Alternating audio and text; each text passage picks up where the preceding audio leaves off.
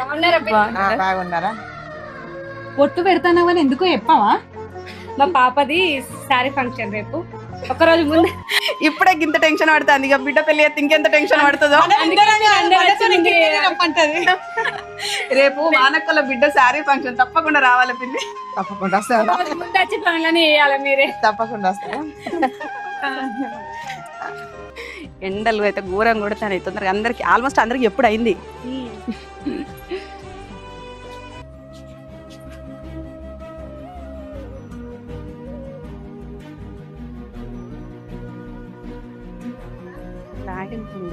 ఇక్కడ ఆడ నిలిచిందండి చల్లగా వచ్చేవరకు, ఎందుకు ఆగిందో. ఏమైంది ప్రసన్న, ఎందుకు ఆగినావు? ఎవరైనా తెలిసిన వాళ్ళ? తెలిసిన వాళ్ళ ఇల్లు అంటాను ఏందక్క, అది మా అమ్మోళ్ళ ఇల్లు. మీ అమ్మోళ్ళిల్లా? అవునక్క, పెళ్ళై 10 ఏళ్ళు అయినా కూడా మా ఆయన మా అమ్మోళ్ళ ఇంటికి పంపుతలేడు. ఇట్లా ఇల్లు దగ్గర ఉన్నది కాబట్టి అప్పుడో ఇప్పుడే చూసుకుంటాను. అయినా మా అమ్మ ఎందుకో డల్లుగా ఉన్నది, ఒకసారి పోయి చూసొస్తా. చూసిరా అమ్మ, ఇలాంటి వాళ్ళు కూడా ఉంటారు అక్కయ్య.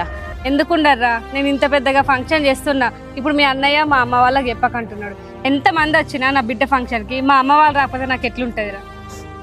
పెళ్ళి అనే 2 అక్షరాలతో తల్లి బిడ్డల్ని వేరు ఎత్తారు. ఇది ఎంతవరకు కరెక్ట్ వదినా? చాలా మంది మొగోళ్ళు ఇట్లనే ఉన్నారు అక్కయ్య. అసలు భార్యను పుట్టింటికి పంపించకుండా ఏదో రాక్షస ఆనందం పొందుతాండ్రు. భార్యను ఎప్పుడు అర్థం చేసుకుంటారో ఏమో.